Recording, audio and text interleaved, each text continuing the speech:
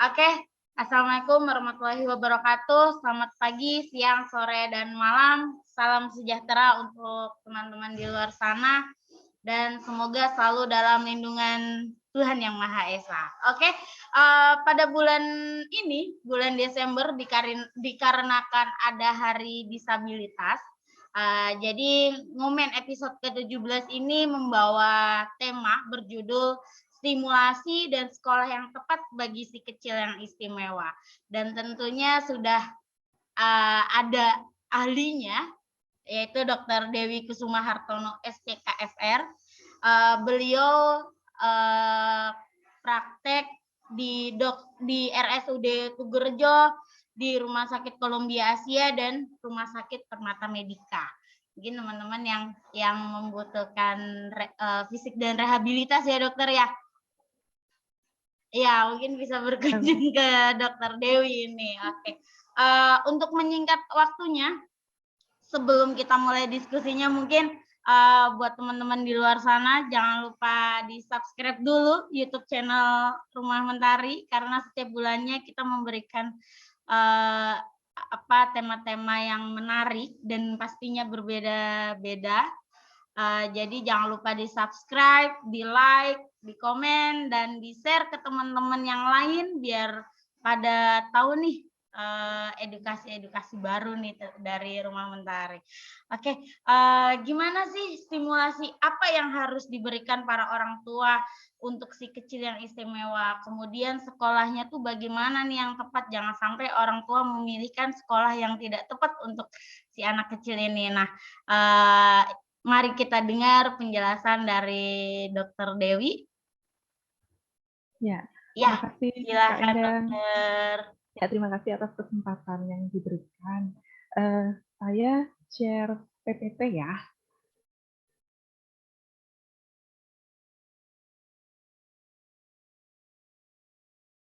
Apa layarnya sudah tampak, Kak Endang? Sudah kelihatan dokter. Sudah terlihat ya? Ya. Ya, baik. Saya mulai. Selamat pagi Bapak, Ibu, dan teman-teman sekalian. Hari ini saya akan memaparkan mengenai stimulasi dan sekolah yang tepat bagi kecil yang istimewa. Nah, nanti kita akan bersama-sama membahas mengenai perkembangan dan stimulasi perkembangan anak, kemudian persiapan dan pilihan sekolah. Sebagai pendahuluan, untuk definisi penyandang disabilitas dahulu akan saya sampaikan. Jadi, penyandang disabilitas merupakan atau adalah setiap orang yang mengalami keterbatasan fisik, intelektual, mental, dan atau sensorik dalam jangka waktu lama yang dalam berinteraksi dengan lingkungan dapat mengalami hambatan dan kesulitan untuk berpartisipasi secara penuh dan efektif dengan warga negara lainnya berdasarkan kesamaan hak. Nah, ragamnya apa sih penyandang disabilitas ini? Jadi, ragam penyandang disabilitas ini ada disabilitas fisik, intelektual, mental, dan sensorik. Nah, yang termasuk dalam disabilitas fisik, diantaranya yang mengalami kelumpuhan, kemudian kehilangan anggota tubuh, kemudian ada cerebral palsy, di situ termasuk dalam disabilitas fisik. Kemudian untuk disabilitas intelektual, tentunya yang memiliki rentang IQ yang di bawah rata-rata dan memiliki keterbatasan adaptasi dengan lingkungan sosialnya. Nah, untuk disabilitas mental, ini untuk individu yang mengalami keterbatasan akibat gangguan pikiran atau otak. Jadi seperti gangguan cemas, spektrum autis, ADHD, ini termasuk dalam disabilitas mental. Untuk disabilitas sensorik, ini individu yang mengalami keterbatasan fungsi panca indera seperti tunanetra, tunarungu. Nah, tunanetra dan tunarungu ini tidak hanya yang sama sekali tidak melihat dan sama sekali tidak mendengar. Jadi yang tercakup dalam tunanetra ini ada juga yang low vision. Jadi sebagian kemampuan penglihatannya, sebagian kemampuan pendengarannya itu mengalami hambatan. Itu juga masuk dalam kategori ini. Seperti itu. Kemudian untuk kedokteran fisik dan rehabilitasi sendiri, apa sih perannya dalam kok ikut-ikut dalam mengurus penyandang disabilitas ini? Jadi profesi KFR di sini, jadi kami melihat individu tidak hanya dari sisi kondisi kesehatan, kelainan penyakit, tapi juga mencakup individu itu dalam struktur dan fungsi tubuhnya, kemudian nanti saat dia akan melakukan aktivitasnya bagaimana, kemudian partisipasi, keterlibatannya dalam lingkungan sosialnya itu bagaimana, kemudian faktor lingkungan dan faktor personalnya juga kita kepoin seperti itu. Jadi kita harus melihat individu ini secara menyeluruh. Jadi tidak bisa lihat dari satu sisi saja. Seperti itu. Kemudian di sini saya tampilkan piramida proses belajar. Sebenarnya proses belajar itu apa sih?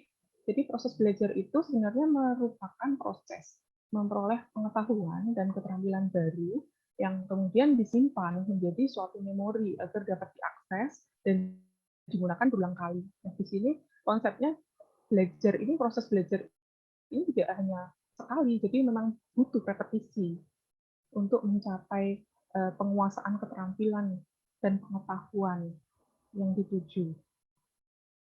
Nah, di sini ada piramida yang di paling atas ini ada proses pencapaian akademis. Tentunya kita sebagai orang tua dan praktisi kesehatan, praktisi pendidikan, kita mengharapkan semua anak-anak dapat mencapai ini. Kebanyakan dari kita seperti itu mengharapkan. Tetapi apa sih yang mendasari anak ini bisa mencapai proses akademik dengan baik? Nah, itu tentu ada basicnya. Apa sih yang harus dikuasai anak sebelum mencapai keterampilan akademik ini? Jadi di sini anak sebelumnya harus dapat melakukan aktivitas sehari-hari, perilaku ini yang baik, yang sesuai dengan yang diharapkan lingkungan. Kemudian yang mendasarinya lagi, yang di bawah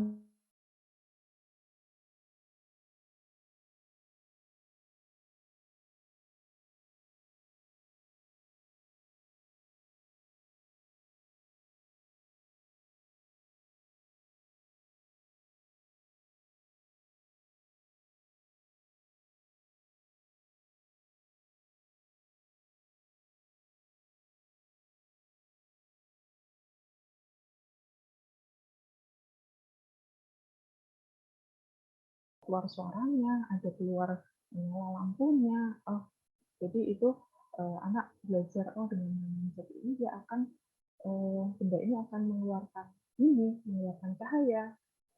Jadi dia memahami itu. Kemudian imitasi, permainan imitasi ini meniru. Jadi mencerminkan anak ini dapat melihat dan mendengar yang terjadi di sekitarnya. Dia dapat menirukan.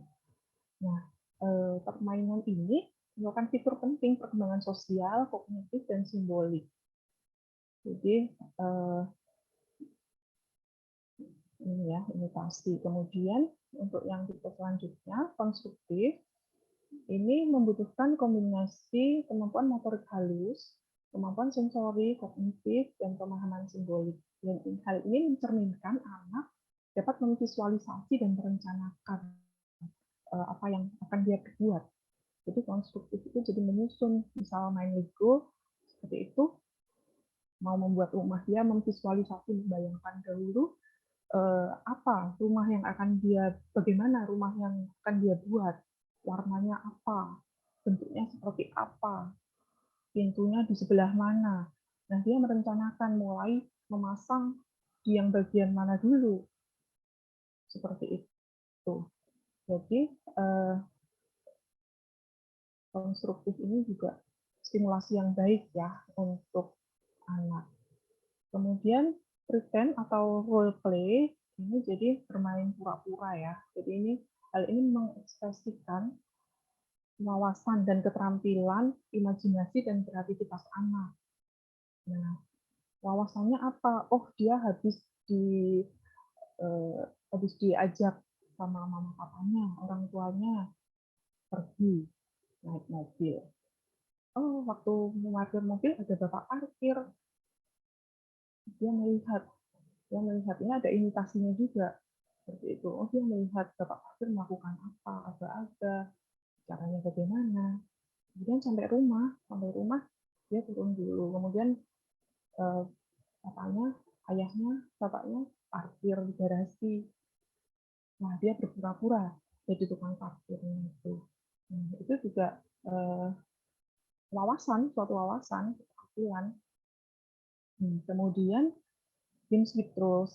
Jadi ini untuk anak-anak yang mulai dapat berbagi, bergiliran, kemudian paham aturan, dan biasanya anak-anak yang sudah melakukan games with rules ini mengagung-agungkan keadilan. Oh, kamu mainnya nggak adil, curang, sudah tahu istilah-istilah itu.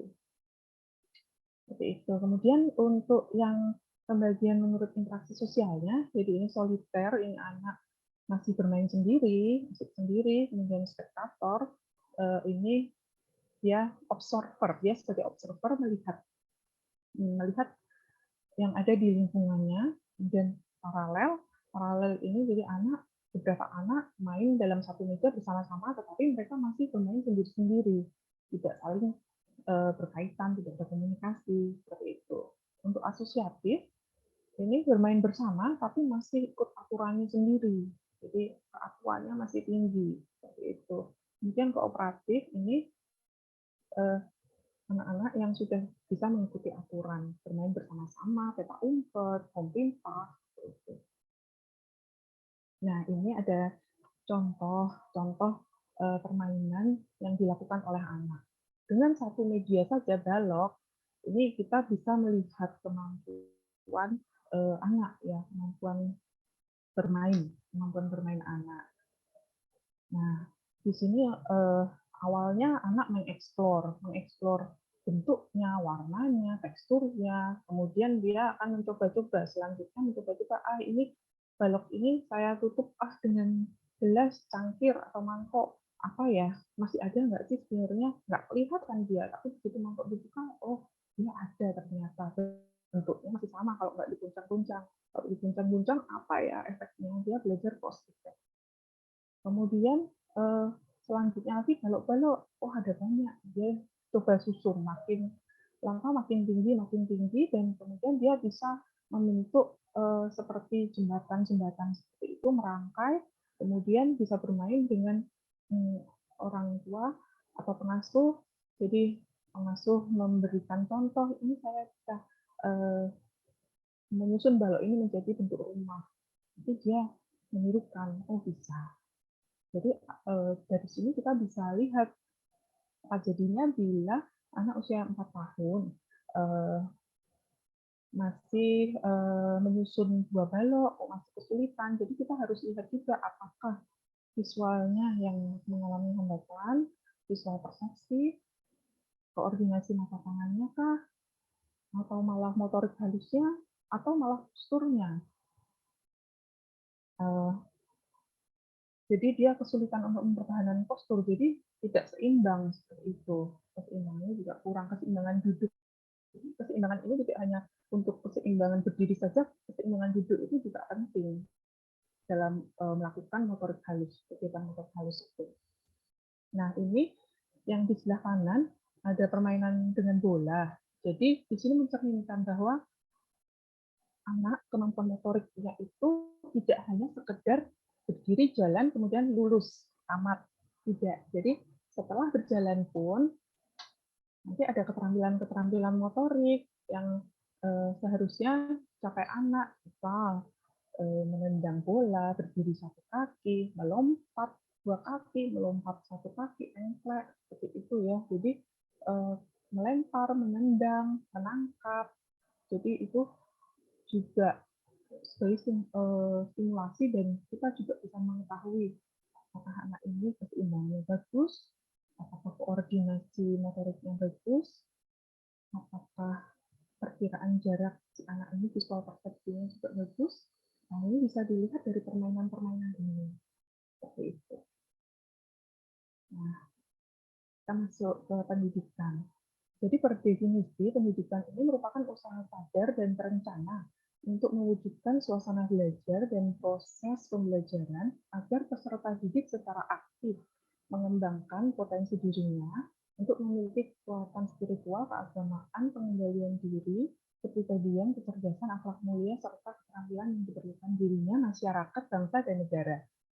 Nah, menurut jenisnya, di sini ada pendidikan formal, non formal, dan informal. Pendidikan formal seperti sekolah-sekolah pada umumnya, nah, termasuk diantaranya juga sekolah reguler, sekolah SLB, sekolah inklusi itu juga termasuk di sini.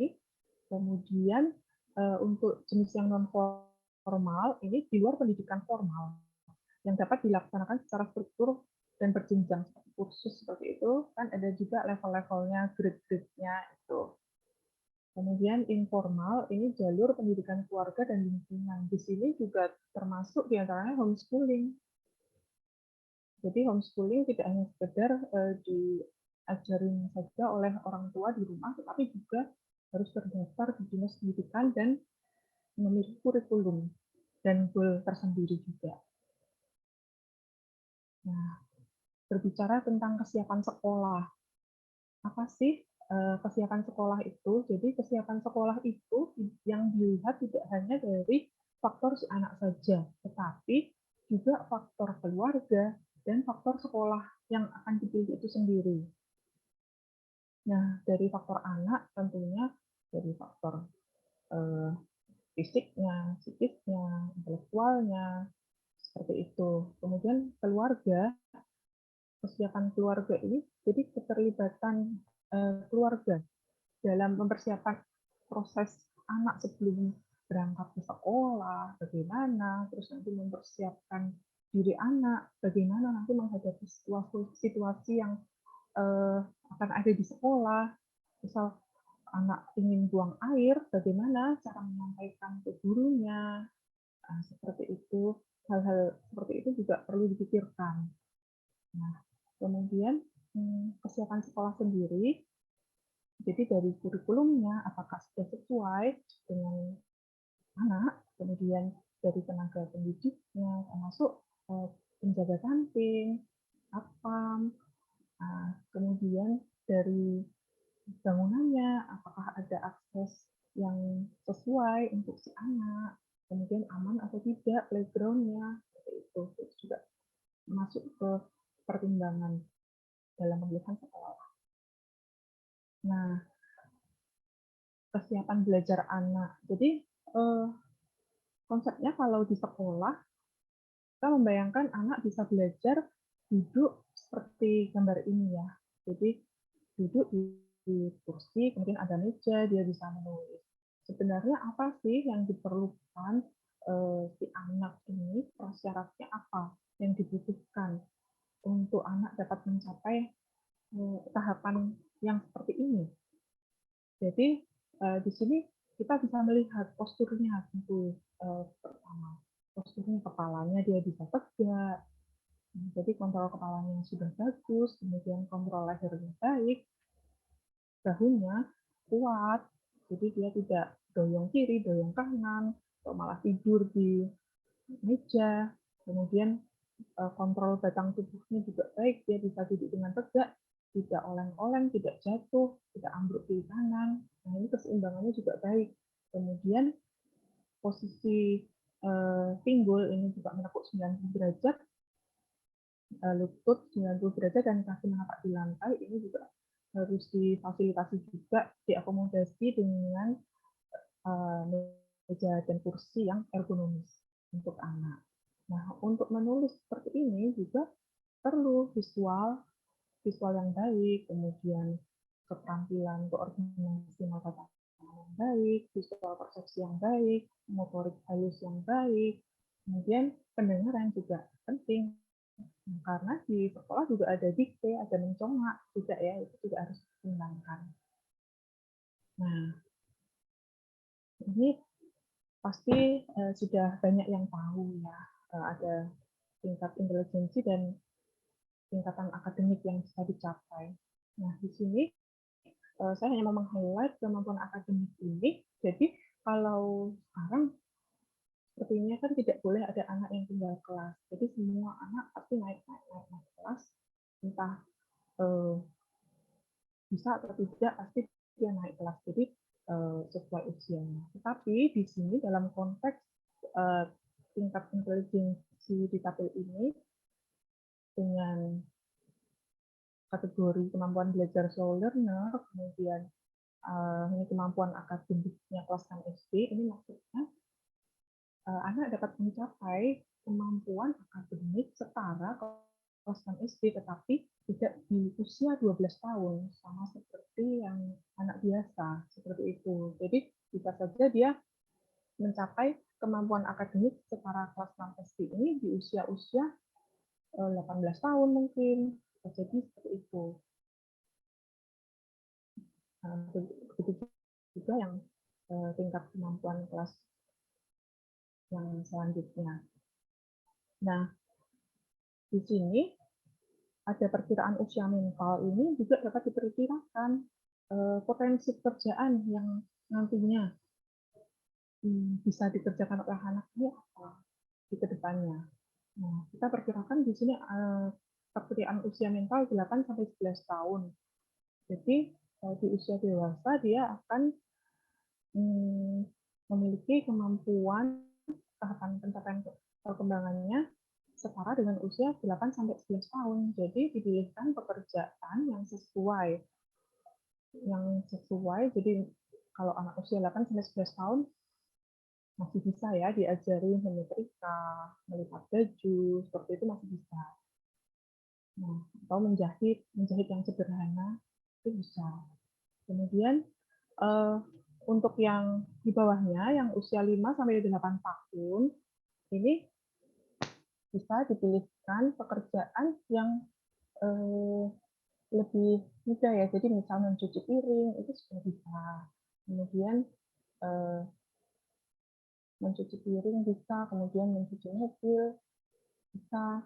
Kemudian yang perkiraan usia mental yang 3 sampai 5 tahun ini pekerjaannya tentunya harus dipilihkan yang benar-benar aman dan sudah terstruktur, sudah disiapkan lingkungannya sebelumnya. Seperti itu. Nah, untuk pilihan sekolah nih. Untuk pilihan sekolahnya, di sini ada SLB, sekolah inklusi, dan sekolah rumah atau homeschooling.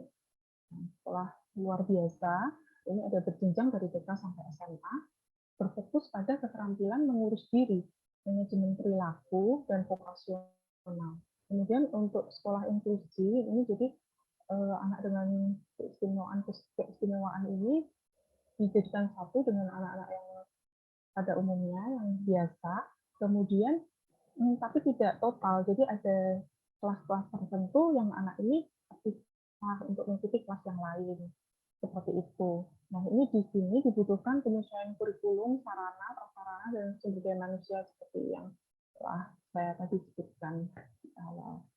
Kemudian sekolah rumah atau homeschooling ini memang dilakukan oleh orang tua atau keluarga di rumah atau tempat yang lain dalam bentuk tunggal, jadi dalam satu keluarga saja atau majemuk, jadi beberapa keluarga menjadi satu, dan komunitas ini kumpulan dari yang majemuk ini.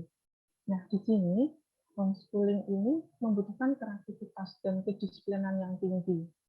Dan homeschooling ini biasanya dipilihkan untuk anak bila orang tua merasa tidak ada pilihan sekolah yang sesuai untuk anaknya. Tapi juga di sini konsekuensinya untuk memberi pendidikan di rumah ini juga kedisiplinannya dan kekonsistenannya ini harus dipegang betul. Demikian. Nah, demikian yang bisa saya sampaikan. Mohon maaf bila ada kekurangan dan kesalahan dalam kata dan ucapan. Terima kasih. Oke, terima kasih dokter untuk penjelasannya mengenai stimulasi dan pemilihan sekolah untuk anak istimewa.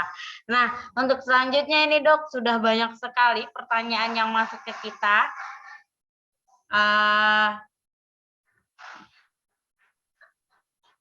Pertanyaan yang pertama Dok, sebelumnya maaf Dok kalau ada suara dak-dik-duk-dek, karena di sebelah ada pekerja ya. Maaf. Siap. Oke, untuk pertanyaan pertama dokter, apa yang menentukan seorang anak sebaiknya masuk sekolah inklusi ataupun boleh memilih homeschooling? Karena kadangkala orang tua kebingungan lebih tepatnya memasukkan anak kemana nih, ke homeschooling atau ke sekolah inklusi nih. Nah ini gimana dok penjelasannya? Homeschooling atau inklusi ya, kembali lagi ke kesiapan tadi ya, ada 3 kesiapan anak itu ya, ada kesiapan anak, kesiapan keluarga, kesiapan sekolahnya bagaimana. Nah, itu harus dinilai case by case, individual, custom ya, nggak bisa saklek. Jadi yang seperti ini harus masuk ke inklusi, yang seperti ini harus ke SLB. Karena tidak menutup kemungkinan juga saya pernah ada kasus anak tunarungu. Nah, dengan deteksi yang dini, kemudian intervensi yang dini, dia dapat mencapai tahapan perkembangan yang sama dengan anak seusianya, seperti itu. Dan dia juga bisa mengenyam pendidikan lanjut sampai sarjana, bisa juga. Nah, ada yang sampai ke dokter gigi juga ada, seperti itu. Jadi case by case itu pasti berbeda. Gitu. Oke, jadi begitu. Jangan bingung, ibu-ibu, orang tua di luar sana. Butuh asesmen ya, dokter ya? Bagaimana? Butuh asesmen lebih dalam. Betul, butuh asesmen yang individual ke case. Jadi dari anaknya sendiri kita harus assess, kemudian dari orang tuanya, kesiapan orang tuanya ini untuk mendampingi anak, mensupport anak untuk sekolah. Kemudian sekolahnya, dari sekolah sendiri kita juga komunikasi seperti itu. Jadi program-programnya juga harus dievaluasi berkala seperti itu. Jadi untuk orang tua jangan langsung menentukan dulu ya dok, harus konsultasi dulu sama profesionalnya ya. Kan kadang ada orang tua udahlah homeschooling aja lah yang gampang gitu kan, padahal ada banyak hal yang harus ditimbang-timbang gitu ya dok ya. Iya. Oke, untuk selanjutnya ini dok masih mengenai persekolahan. Sekolah di sekolah luar biasa itu bagi sebagian orang masih jadi hal yang menurut mereka memalukan. Jadi kadangkala mereka memaksakan anaknya bersekolah di sekolah normal. Nah, bagaimana saran dokter untuk memberikan pengertian kepada mereka? Gitu Ya. dok, gimana dok? Terima kasih Kak Endang. Ini memang banyak ya, di praktek juga ada orang tua juga yang menanyakan hal ini. Jadi kalau saya pribadi, saya kembali lagi diskusi dengan orang tua. Jadi perkembangan anak, pencapaian anak saat ini apa sih? Sampai tahap apa? Nah, apa yang sudah bisa dilakukan oleh anak? Nah, kemudian kita juga diskusi tentang apa saja di sekolah reguler itu kemampuan anak, kurikulum kelas 1 itu tuh apa sih? Jadi kurikulum kelas 1 SD sekarang di sekolah reguler itu anak harus sudah bisa membaca, menulis, membacanya bukan hanya sekedar membaca, tetapi butuh juga untuk pemahaman bacaan. Jadi ada pertanyaan, menjawab pertanyaan bacaan itu sudah ada, kemudian berhitung tambah kurang sampai 50 paling tidak itu. 0 sampai 50 tambah kurang, kemudian sudah ada mencongak, sudah ada mendikte. Nah, saya kembalikan lagi kepada orang tua. Jadi bagaimana dengan misal guru memberikan tugas seperti itu, kemudian anak belum bisa. Nanti apa yang akan orang tua lakukan bila anak mengalami kondisi yang seperti itu? Dan ini juga harus dipikirkan karena dalam satu kelas tidak hanya anak itu sendiri dengan gurunya, ada anak-anak yang lain juga, ada lingkungan sosialnya di situ. Nah, teman-temannya akan melihat seperti itu juga, dan harus dipikirkan juga mentalnya di kemudian hari. Bagaimana? Apakah anak ini apakah bisa cuek? Apakah bisa kokoh ya? Apa malah atau nanti malah down, makin down gitu. Orang tua, mental orang tua juga dipikirkan bagaimana kalau anaknya melihat anaknya misal seperti bully atau kesulitan melakukan tugas-tugas seperti itu. Nah, itu juga banyak faktor yang harus dipertimbangkan, dan itu nanti diskusikan dengan orang tua, tetapi keputusan tetap kembali ke orang tua. Seperti itu. Oke, mungkin dari sisi orang tuanya harus memendam egonya ya, Dok ya. Karena kan anak yang lebih yang menjalani di lingkungan sekitarnya, kalau nggak sesuai kasihan anaknya, kayak gitu ya, Dok ya. Kurang lebih. Betul ya. Ya, kita juga paham ya, orang tua inginnya yang terbaik untuk anaknya seperti itu. Jadi tetapi wawasan itu juga harus dibuka, harus open mind juga seperti itu.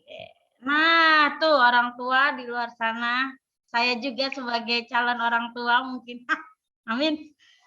Jadi kita harus open minded, jangan hanya karena omongan tetangga kita jadi mengorbankan anak seperti itu. Oke, pertanyaan selanjutnya, Dokter. Sebaiknya anak dengan berkebutuhan khusus sekolah di mana? Apakah di tempat inklusi atau di SLB? Kemudian jika dimasukkan ke inklusi, namun anak tidak dapat mengikuti, bagaimana? Sehingga semacam dijauhi teman-temannya. Itu bagaimana, Dokter? Ya, kayaknya pertanyaannya bagus-bagus ya ini ya. Jadi untuk pemilihan sekolah kembali seperti yang tadi ya, tergantung dari kesiapan anak, keluarga, dan sekolahnya. Kemudian masuk inklusi atau SLB. Nah, itu juga seperti yang tadi saya sampaikan, tergantung kemampuan anaknya juga. Itu kembali lagi ke kesiapan itu ya. Kemudian bila sudah masuk inklusi, udah terlanjur masuk gitu ya, kok anak nggak bisa, ya itu kita harus evaluasi. Maka itu tidak bisa hanya sekali asesmen seperti itu. Jadi memang butuh evaluasi berkala. Jadi setelah sekolah kok tidak mampu, ya kita komunikasikan juga, diskusi dengan orang tua. Dari faktor si anak gimana sih, ada kesulitan apa di situ. Kemudian dari orang tua bagaimana menanggapi kesulitan yang anak alami. Kemudian dukungannya bagaimana, kekonsistenannya bagaimana. Kemudian kita juga harus komunikasi juga dengan pihak sekolah. Apakah perlu diprogramkan ulang, kemudian penyusunan goal yang dicapai harus disesuaikan kembali. Nah, itu harus dilihat lagi memang. Jadi kalau tidak sesuai, jangan ini ya langsung nggak cocok, pindah sekolah lagi. Tapi ini dulu, dievaluasi dulu, kita lihat lagi seperti itu. Oh iya, kemudian dijauhi teman-teman itu yang seperti tadi saya sebut juga, resiko bullying itu. Itu ya. Jadi bullying ini juga kan kata-kata orang ya. Jadi kita juga sebelumnya juga harus mempersiapkan mental si anak juga. Jadi untuk menghadapi orang-orang itu kan nggak bisa kita menutup mulut orang-orang itu, orang banyak itu, gitu ya. Jadi yang harus ditata justru kita sendiri gitu. Bagaimana menghadapi mulut orang-orang itu, seperti itu. Oke, jadi karena kita nggak bisa menutup mulut orang-orang, jadi kita punya dua tangan, kita tutupkan telinga kita dari omongan orang-orang. Seperti itu ya, Dok ya? Iya, ya. Peribahasanya bagus. Perumpamaannya bagus. Iya, Iya, karena kalau kita nutup kan hanya 2 tangan, Dok. Kalau nutup mulut-mulut betul, nggak betul, bisa, masih ada yang bersuara, jadi kita tutup aja telinga kita. Begitu. betul, setuju. Oke, ini mungkin pertanyaan mengenai pengalaman dokter nih, Dok. Pernah tidak, Dok, menangani kondisi di mana dokter kesulitan dengan kasus yang dokter alami, yang mana membutuhkan kerjasama atau bantuan dari tenaga profesional lain? Pernah nggak sih, Dok? Mungkin bisa Oh, sedikit cerita, Dok. ya, nggak cuma pernah, tapi juga sering, ya. Jadi saya juga kan memiliki banyak keterbatasan, bukan manusia super dan sempurna juga, Mbak. Jadi kita bekerja ini di lingkup rehabilitasi medik ini juga kolaborasi dengan banyak profesi, di antaranya ada fisioterapis, okupasi terapis, terapis bicara, ortopedis prostesis, psikolog juga, kemudian dokter spesialis anak, psikiater, dokter mata, dokter THT, audiologis juga. Bahkan guru dan pendidik pun juga berkolaborasi dengan kita seperti itu. Jadi penting. Jadi kita sebagai makhluk sosial juga tidak bisa melakukan semuanya sendiri. Begitu. Nah, karena Superman hanya ada di dongeng ya, Dot, yang ada super tim, teman-teman. Jadi, Betul, betul. iya. Jadi, dokter juga nggak bekerja sendiri, ada profesional lain, dari psikolog, dari okupasi, dari yang lain-lainnya. Nah, ini bekerja sama gitu. Jadi bukan Superman, tapi super tim. Oke. Kayak Indah, saya boleh masuk sebentar untuk Oh bertanya iya, kepada boleh, dokter boleh, tentang Bokta, kesiapan sekolah. silakan. Oke, materinya Dokter Dewi ini luar biasa banget dan sangat edukasi ya. Ini yang saya butuhkan untuk orang tua sebenarnya. Terlalu berlebihan ini, Mbak. Oh, tidak Dok, karena setiap kita berbicara tentang piramida belajar, itu kan saya untuk bagian materi apa namanya kemampuan motorik, kemampuan visual, itu kan hanya sebatas karena saya psikolog nggak bisa terlalu banyak untuk berbicara itu ya. Tapi menjelaskan sedikit ke orang tua, ini loh butuhnya perkembangan motorikmu. Karena apa? Bukan dari awal tuh kamu ke akademik, tapi kamu ke sistemnya dulu nih. Nah, Dok, central nervous system itu pada dasarnya apa sih, Dok? Biar orang tua tuh juga tahu, biar nggak ngasal. Piramida itu dibalik, jadi piramida itu dibalik. Padahal sistem akademik tuh paling atas loh, Dok. Iya. Gitu. Tapi seringnya dibalik ya, Dok. Nah, itu tolong dijelaskan, Dok. Jadi biar orang tua tahu tentang hal tersebut. Kemudian untuk apa namanya anak-anak ABK itu sendiri pada dasarnya mau dia itu istimewa maupun dia normal, pada dasarnya itu mereka sangat luar biasa ya. Benar kata dokter, lingkungan, sekolah, anak itu yang harus tahu karena seringkalinya pusatnya itu bukan kepada anak tapi kepada manajemen ya, Dok ya. Betul. Manajemen itu bikin sulit kita profesional juga ya, Dok ya. Monggo dokter mohon penjelasannya. Iya.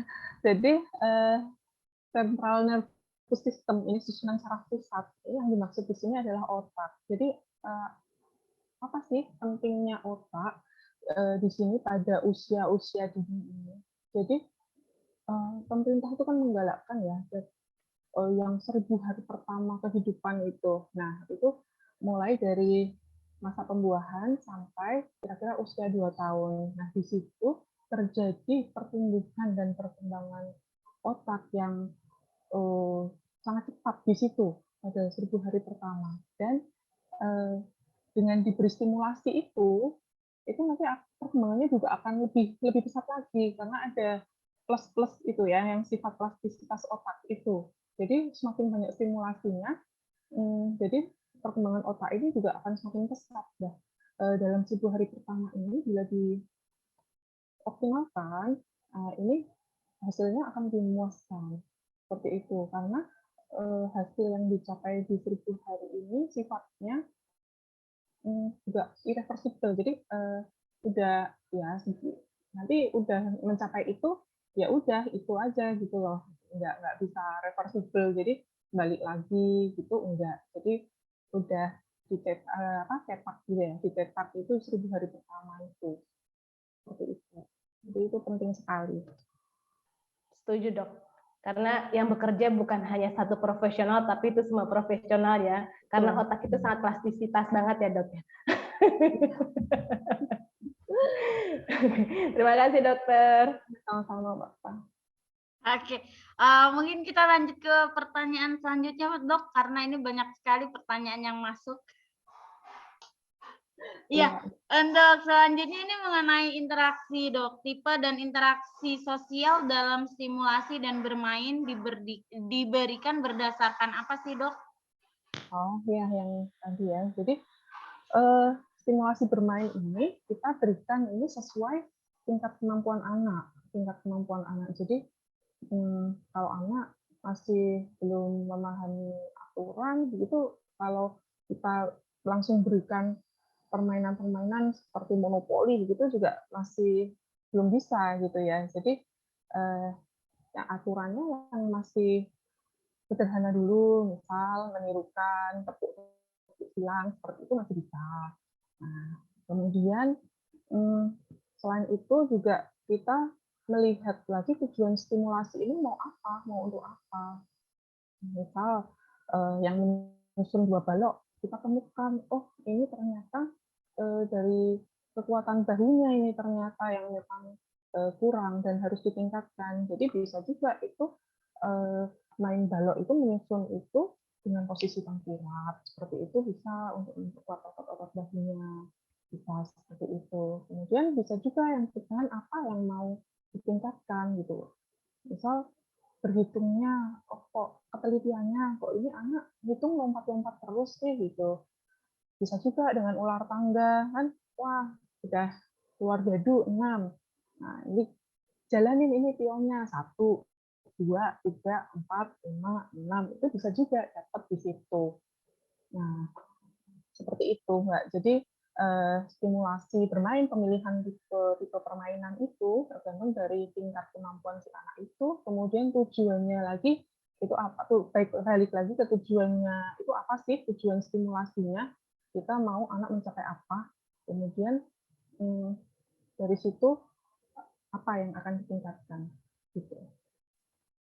Oke, mungkin kembali lagi di asesmen dulu ya, Dok ya. Kira-kira apa yang dibutuhkan, apa yang sekiranya harus dikembangkan. Jadi nggak asal memberikan ya, Dok. Kita memberikan tapi kita nggak tahu nih perkembangannya ada di bagian mana nih. Kan kadang seperti itu gitu kan. Begitu ibu-ibu, bapak-bapak, teman-teman di luar sana.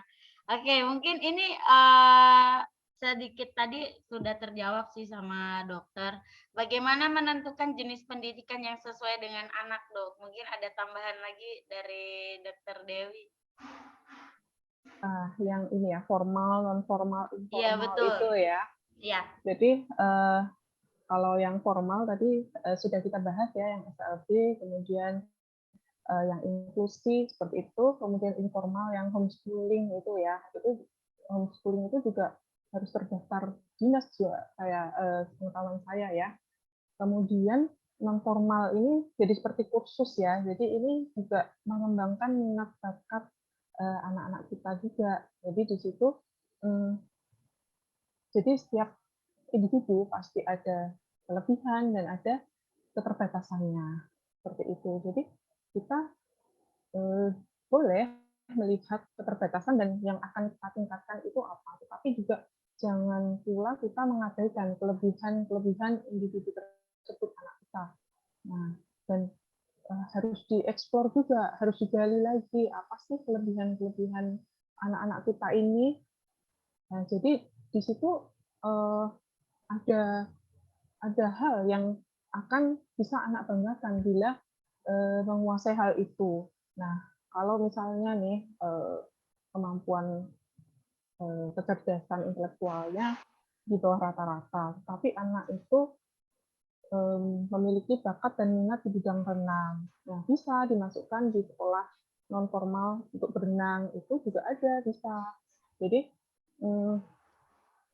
yang kita berdayakan bukan dan kita pikirkan bukan hanya akademik saja, tapi ada juga skill-skill lain yang sebenarnya anak ini mampu berenang, menari, musik, melukis, seperti itu.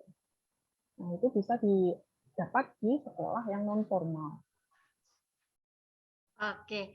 Nah, kalau dilihat dari sudut pandang rehabilitas medis dan kedokteran, Dok, untuk kesiapan sekolah bagi anak yang spesial itu bagaimana? Karena kan di psikologi juga ada kesiapan sekolah ya, Bu Okta ya.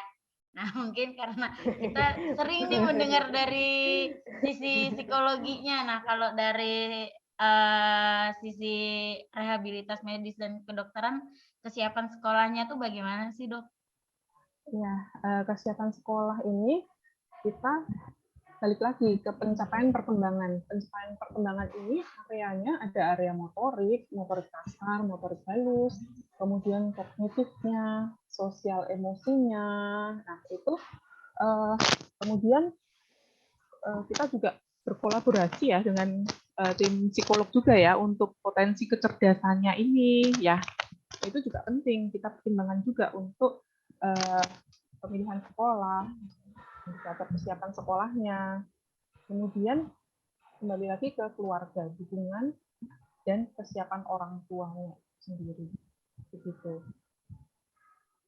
Oke. Karena tujuan asesmen itu kan sebenarnya tes kesiapan sekolah menentukan. Kalau psikolog itu kan menentukan area perkembangannya ini seperti apa. Jadi dengan menentukan itu kita bisa tahu anak ini sebaiknya apakah sesuai dengan sekolahnya atau tidak gitu ya, Dok. Ya pada dasarnya sama, Dok ya. Ya. Tapi juga itu kan aspek-aspeknya itu kan juga Betul. ya, fisik motoriknya itu betul. Kemudian sosial emosinya ya. Betul. Butuh kolaborasi dengan banyak profesi. Nah, betul sekali, Dok. Itu saya setuju karena di tes kesiapan sekolah itu juga pengukuran itu ada hanya kan di bagian motorik itu ranahnya itu kan bukan kami. Kami ya ke perkembangannya. Begitu. Gitu, silakan, Dok. Iya. Oke, lengkap sudah informasi yang kami dapatkan ya dari dokter dan dari psikolog. Oke lah. Mungkin pertanyaan selanjutnya, Dok, karena ini masa pandemi, apa yang harus dilakukan oleh orang tua untuk mendampingi anak yang berkebutuhan khusus ketika melakukan daring? Karena kan anak yang normal aja ini ya, Dok ya, sulit ya buat ngikutin daring ini. Nah, ini kalau yang anak yang berkebutuhan khusus nih gimana nih, Dok? Iya.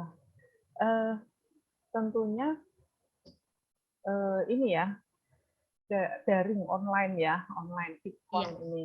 Jadi untuk jam pikon, kemudian persiapan-persiapan, bahan-bahan, alat-alat pembelajaran yang akan dipakai pada sesi tersebut, ini harus dipersiapkan sebelumnya. Nah, itu dari sisi sarana prasarana ya. Nah, kemudian suasana belajarnya juga harus ini disesuaikan, ada meja, kursi yang sesuai untuk si anak, kemudian suasananya tenang, minim gangguan, minim distraksi.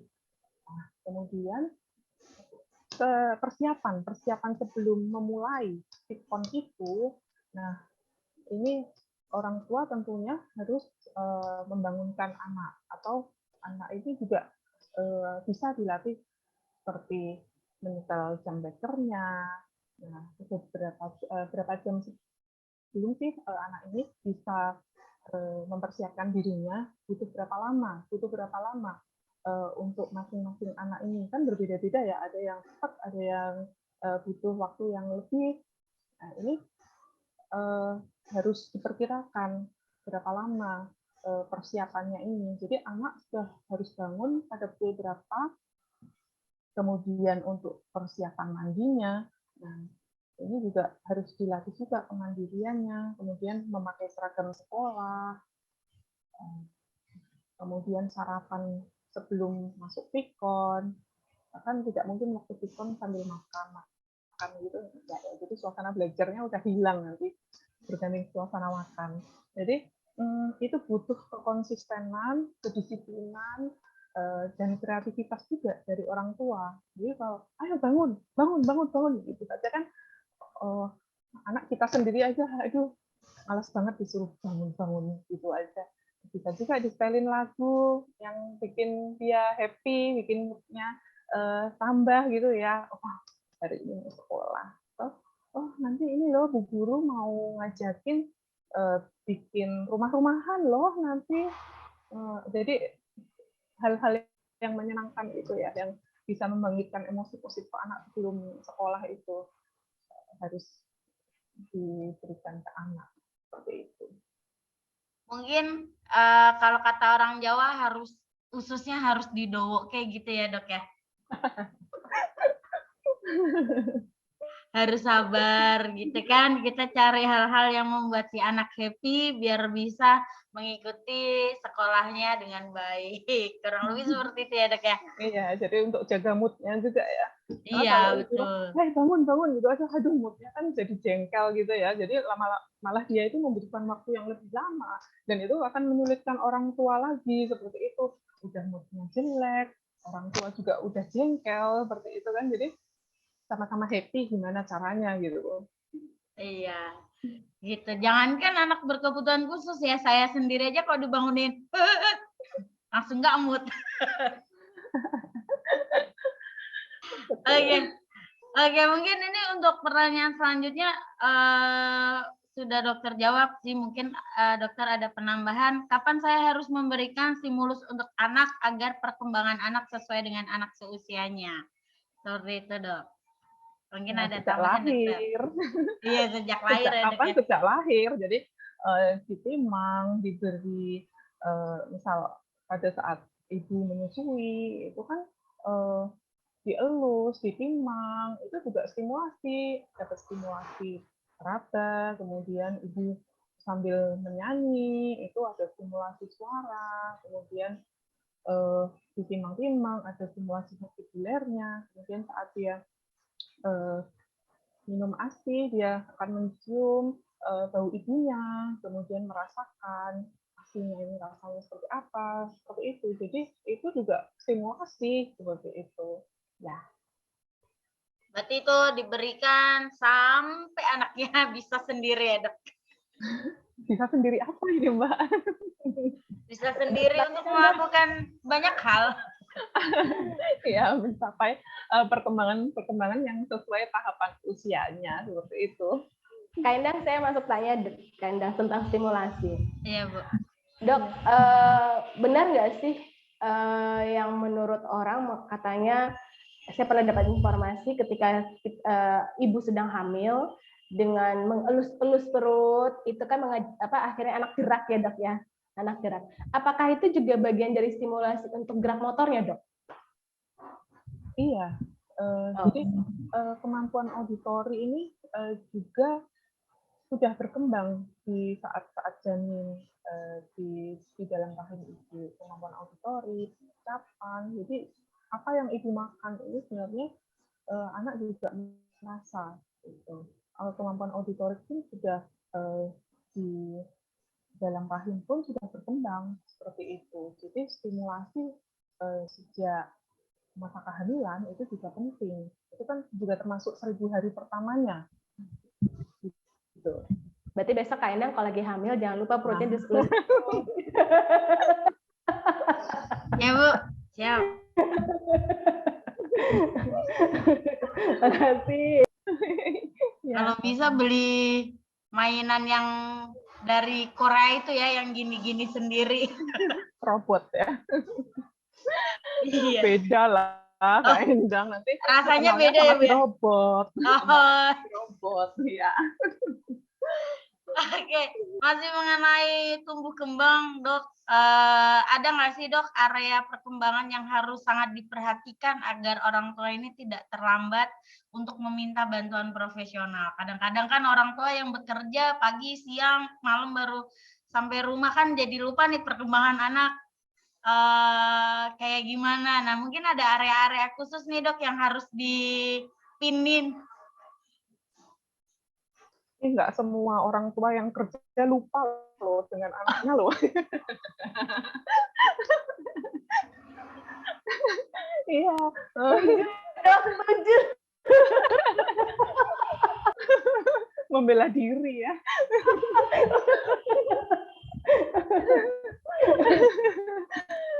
Jadi area perkembangan mana yang harus dilihat ya harus diperhatikan semua dari motoriknya, kognitifnya, sosial emosinya. Ini semua global ya, satu individu itu nggak bisa kita center melihat motoriknya aja, bahasanya aja, itu nggak bisa. Jadi menyeluruh seperti itu. Jadi misalnya waktu itu saya juga ada kasus anak dengan keterlambatan bicara bahasa, gangguan bicara bahasa. Kemudian orang tua meminta stok diprogramkan untuk bicaranya aja, tetapi anak ini usia 4 tahun masih memakai popok seperti itu kan, toilet trainingnya juga belum jalan. Jadi saya bilang oke, ini juga kita programkan, tetapi juga ini anak usia seperti anak usia 4 tahun ini juga seharusnya sudah mulai jalan toilet trainingnya, sudah seharusnya tahapannya juga sudah sudah menguasai seperti itu. Nah ini anak ini malah bahkan belum mulai. Dan orang tua saya mau ininya dulu bahasanya, ya nggak bisa seperti itu. Kalau mau nunggu bahasanya dulu baru diurusin toilet trainingnya, nanti sampai besar dia kemana-mana pakai popok dong. Jadi semua itu nggak bisa satu-satu. Jadi stimulasi itu langsung serangkaian seperti tadi untuk menyusun balok kan itu menyusun balok itu bukan hanya sekedar motorik halus aja. Nah itu juga ada komponen visualnya, komponen visual persepsi, koordinasi mata tangan, motoriknya, motorik kasarnya, keseimbangannya juga terlibat di situ seperti itu. Jadi kita melihat anak tidak bisa dari satu sisi saja. Jadi global sebagai individu. Gitu. Ya, untuk yang harus diperhatikan, seperti yang tadi sudah saya sampaikan, yang red flags itu ya, yang tanda waspada itu ya, kalau ada waspada, ada tanda-tanda seperti itu harus segera konsultasi. Gitu. Oke, mungkin untuk pegangan pakai developmental milestone ya dok ya, buat pegangan orang tua.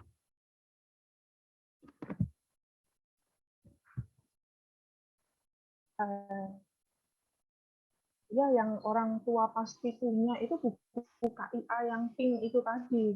Nah, pasti kan kalau ibu hamil itu kalau periksa itu juga pasti dibawain itu buku KIA. Jadi imunisasi itu pasti membawa. Nah, buku KIA itu sebenarnya bukan untuk mengisi tanggal imunisasi dan mengukur berat badan saja, tetapi juga untuk bahan bacaan, penambah pengetahuan untuk orang tua. Di situ ada tercantum tahapan-tahapan perkembangan dari lahir sampai usia 6 tahun.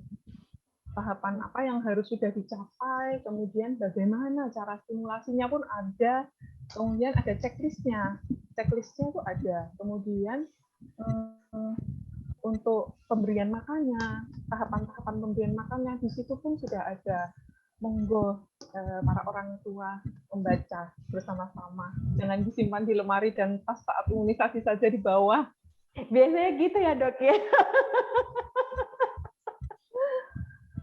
Ya, ada juga yang membaca, Nah, yang belum dapat bukunya sabar-sabar dulu. Kita mencari seseorang dulu nih biar mendapatkan buku itu. Nah, itu ada step-stepnya ya itu ya. Oh iya. Ya. Oke. Jadi seperti itu mungkin ibu-ibu atau calon orang tua mungkin bisa memperhatikan ya kalau buku yang disebutkan dokter itu kan pasti orang tua kan pasti punya dan nggak harus cari-cari informasi kemana-mana, udah fokus aja ke situ gitu. Oke, terima kasih dokter. Bolehkah saya tanya lagi kah? Ya silakan dokter. Enda, kita berbicara tentang kesiapan sekolah ya dokter. mungkin saya minta informasi dokter untuk kita bisa sama-sama mengedukasi. Tadi kan dokter mengatakan ada vestibuler atau keseimbangan, proprioseptik gitu kan, yang mana itu sangat berkaitan sekali dengan bagaimana sensor ya dok ya, dan juga motorik. Mohon maaf kalau saya salah. Mungkin bisa dijelaskan apa sih kebutuhan hal itu untuk kesiapan sekolah dokter? Iya, terima kasih Bu Okta. Jadi kembali lagi ke piramida learning tadi ya, itu di basic ya itu yang di paling bawah itu kan memang sistem saraf pusat. Kemudian di atasnya itu ada sistem sensori. Nah, itu untuk panca indera itu ada di situ. Jadi ada penciuman, kemudian visual, pengasapan, kemudian raba, pendengaran. Nah, tambah lagi indera itu ada vestibuler juga, vestibuler, kemudian proprioseptif gitu. Jadi rasa ini ya, rasa sendi. Jadi ini bisa tampak dari misal anak memegang pensil ya, memegang pensil, tekanannya bagaimana, itu berkaitan dengan proprioseptif itu. Kemudian vestibuler itu ada anak yang takut main ayunan, nah itu kita harus akses lagi apakah di situ ada gangguan di vestibulernya seperti itu, atau justru vestibuler itu berkaitan juga dengan visual, keseimbangan berkaitan juga dengan visual, pendengaran, vestibuler, sistem balance-nya, kemudian otot-ototnya itu kita harus assess secara menyeluruh juga. Jadi keseimbangan bukan hanya satu faktor mata saja atau telinga saja, atau ada kelemahan otot. Nah, berarti itu untuk informasi orang tua ya dok, menulis itu bukan ke sini aja ya, tapi aktivitasnya ya dok ya. Betul, banyak faktor yang harus dilihat. Nah itu edukasi buat kita semua, menulis itu bukan di sini tapi vestibulernya, lalu proprioseptiknya itu, dan itu pada kehidupan sehari-hari bisa didapatkan juga ya dok sebenarnya ya dok ya? Iya. Harus explore juga, ada kesempatan, jadi anak memiliki kesempatan untuk eksplorasi. Jadi protek boleh, harus protek, tapi jangan yang over seperti itu. Jadi beri anak ruang juga untuk eksplorasi. Oke dokter, terima kasih. Artinya meskipun mereka mau normal atau maupun istimewa, orang tua adalah kunci utama, guru utama mereka untuk menstimulasi itu ya dok ya. Perannya sangat besar. Tuh Kak Endang. Pak Endang lagi ya, kasihan.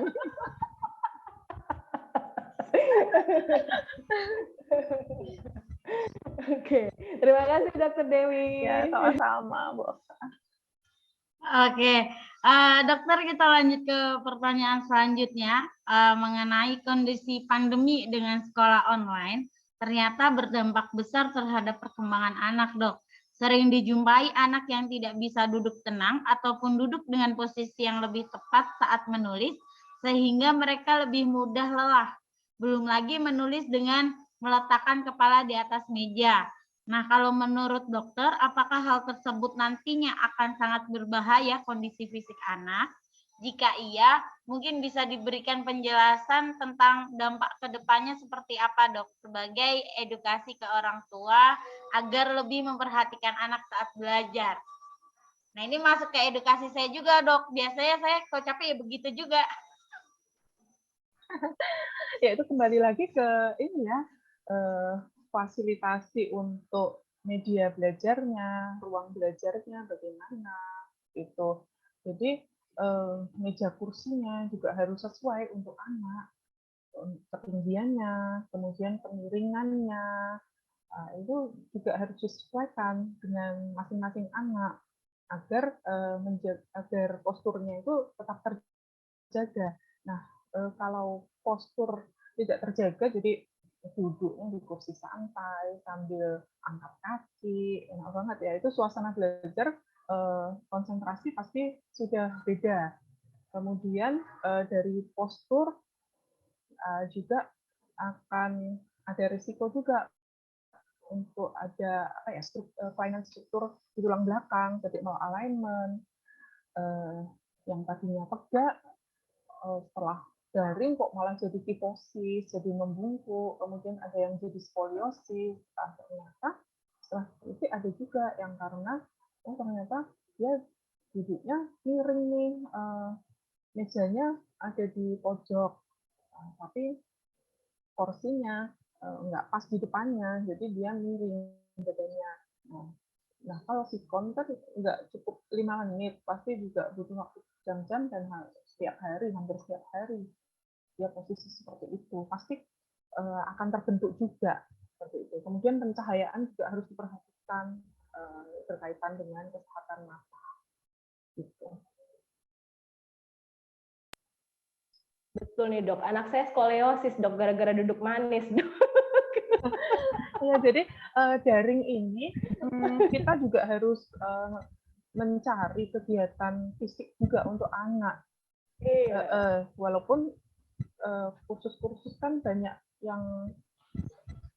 yang off juga di masa pandemi ini, tetapi ada juga tempat-tempat kursus yang menyediakan ini ya, pelayanan online juga, itu bisa dimanfaatkan itu, jadi untuk menambah kegiatan motorik si anak ini, jadi nggak hanya duduk saja. Anak saya akhirnya exercise dok, saya sempat bawa ke dokter spesialis KFR itu exercise, terus saya suruh tidur di tempat yang tidak empuk ya dok. Alhamdulillah sudah lebih bagus dok derajatnya dok. Iya, syukurlah. Iya, penting itu dari posisi dalam main trampolin mungkin juga bisa ya dok ya? Iya, cari trampolinnya dulu ya Kak Indah. Ada dok di Dokter Cipto dok. Oh itu. Iya. Katanya pandemi. Oh. boleh kalau ini.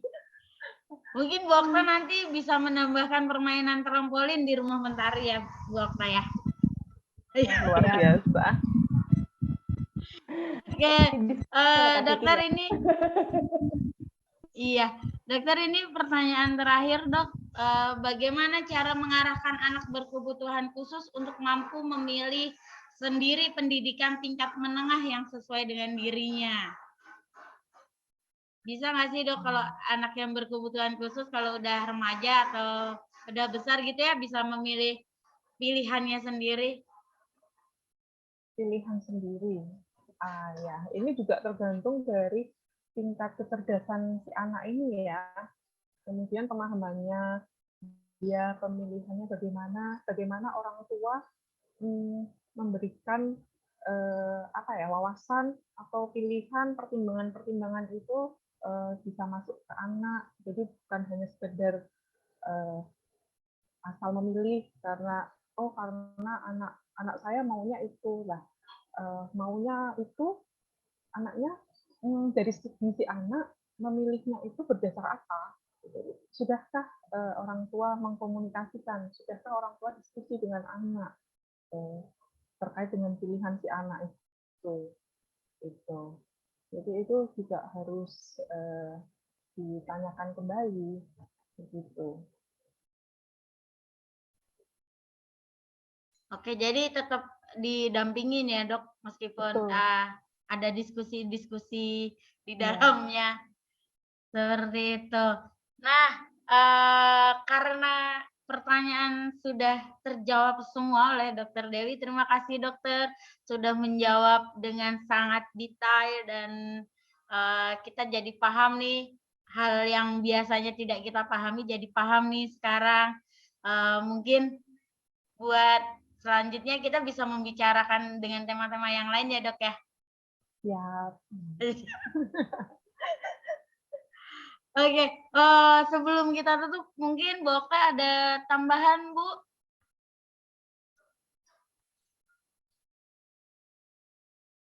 Halo Kak Endang. Ya, silakan Bu Okta.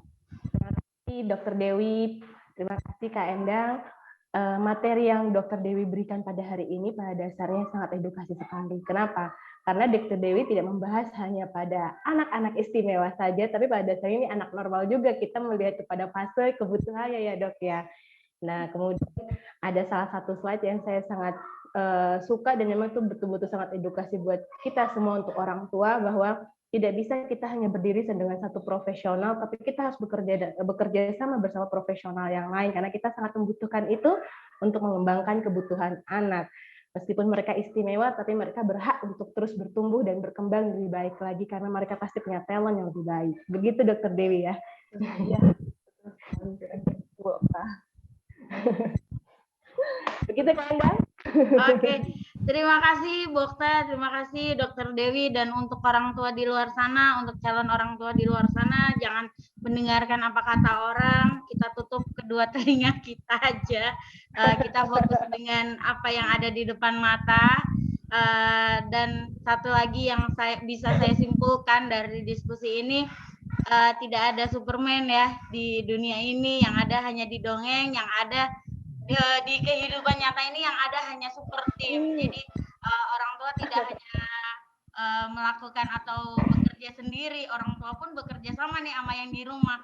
Mungkin di rumah ada pembantu atau di rumah ada orang tuanya, neneknya, kakeknya, teman-temannya, dan di sekolah ada gurunya. Itu super tim, jangan merasa sendiri ya. Kita selalu berdampingan.